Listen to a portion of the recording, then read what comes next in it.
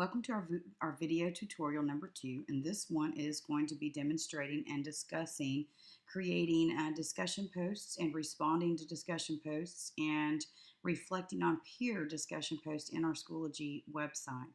What you need to do is log into your Schoology account by entering your email address and your assigned password. Remember, I emailed this to you in your Gaggle account. Once you have entered your email address and your password, then you will click login, and this screen will be what opens for you first. While you're looking at this screen, notice that on the right hand side you have your upcoming. Remember, upcoming could be classes or assignments, lessons that we're working on right now, but they're due later, so you'll see this has an extended date on it.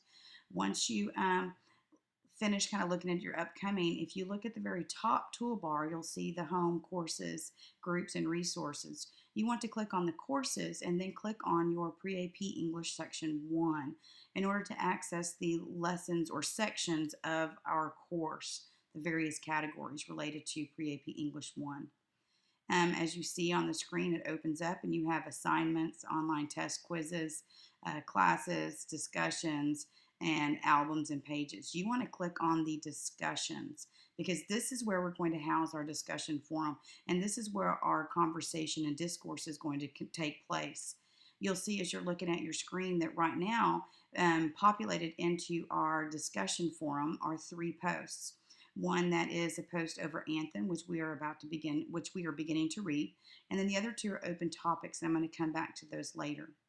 What you do is you click on the discussion post that you are going to answer. Remember, when you are answering a question, you are providing an assertion. It is an answer, but you are asserting your opinion of what you think the answer is. And as with all of those, remember, once you assert, you need to back that up with your idea up with patterned evidence. And then you need to create explanation. What does this evidence show about my assertion, and how does this evidence demonstrate the primary idea within my assertion? So remember, you need to make sure you follow those 3 things when you are responding in the discussion post, because that's step 1. Once you have answered the question and provided everything that you're supposed to, you will need to then click post. This that you're looking at is a former student's, not one of ours, but one of my former students' responses to that particular question.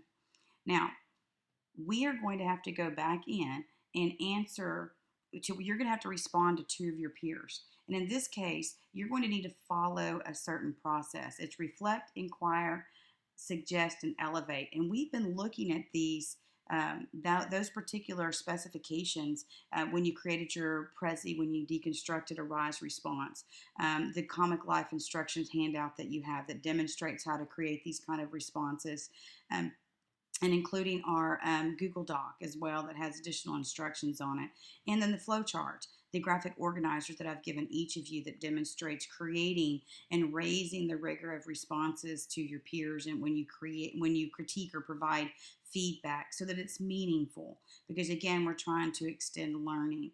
And as one of the things I want you to notice as you're looking at your screen is look at the length of the response. Now, it's not so much quantity, it's more quality that we will be focusing on. But if you address all 4 of those categories, the reflect, the inquire, the suggest, and elevate, then you will lengthen it out. One of the other things I want to remind you is that the writing convention rubric applies even to our discussion posts. So you need to be practicing correct English and making sure you're following the standards of English, because that is how you can effectively communicate and be able to acquire what you want out of life. So just don't forget that rubric is not going to leave just because we're in an online learning class.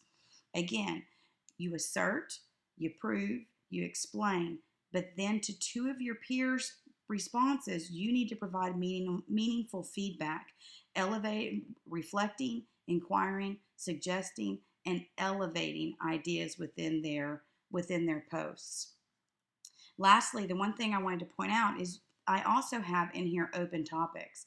And this is where you can generate meaningful discussions that apply to whatever lesson we are looking at in class, whatever discussion that we're having, where you can take an idea and extend it even more so we can continue this discussion. Again, you can't just respond to one, it needs to be several posts.